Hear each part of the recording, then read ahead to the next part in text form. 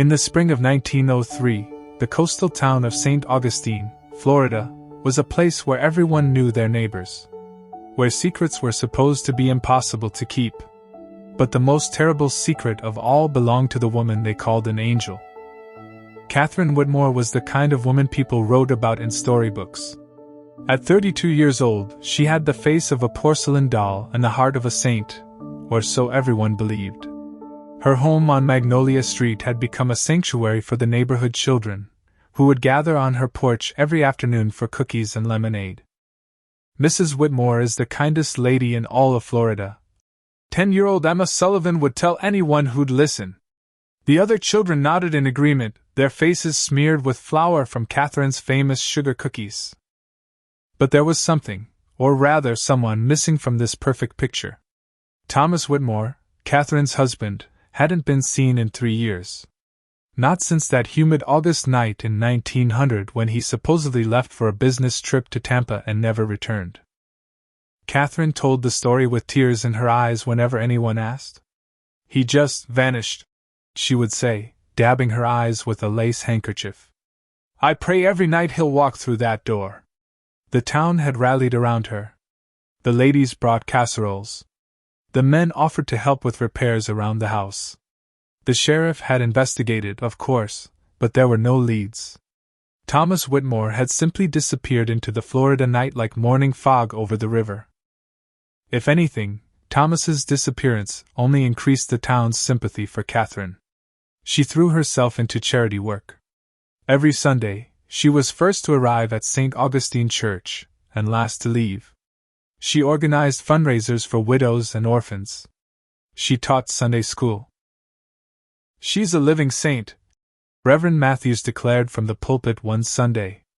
"A woman who's turned tragedy into triumph through service to others."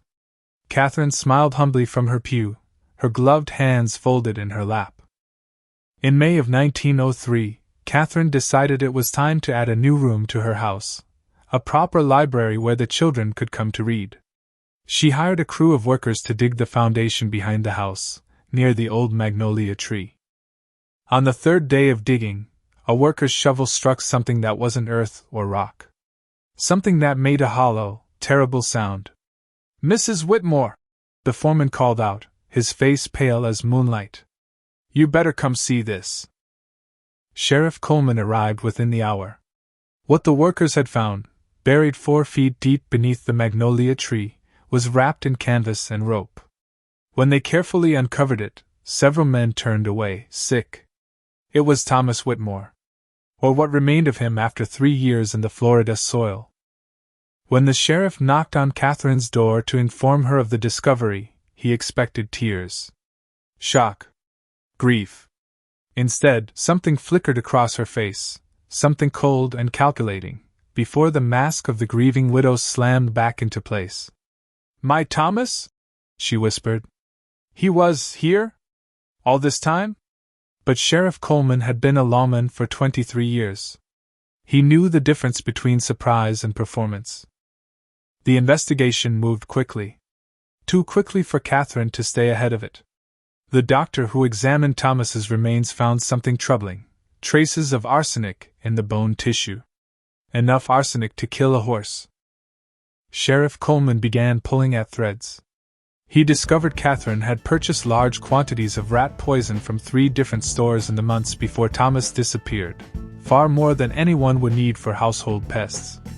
Different shop owners remembered her, though she'd used different names. He found Thomas's business partner, who revealed that Thomas had discovered Catherine was having an affair with a wealthy merchant from Jacksonville. Thomas had planned to divorce her, which would have left Catherine with nothing: no house, no money, no standing in society. When Sheriff Coleman returned to the house on Magnolia Street with a warrant for Catherine's arrest, the mask finally cracked.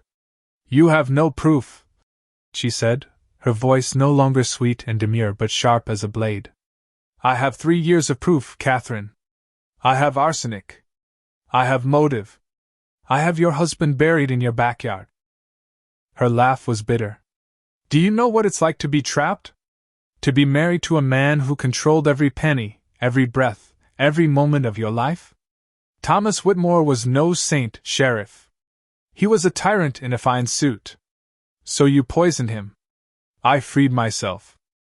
When the news spread through St. Augustine, it was as if someone had thrown a stone through the town's stained glass window of respectability.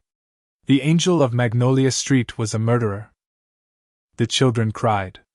Their parents struggled to explain how someone so kind could do something so monstrous.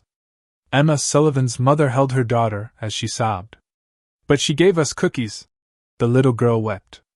She was nice to us. Yes, sweetheart, her mother said quietly.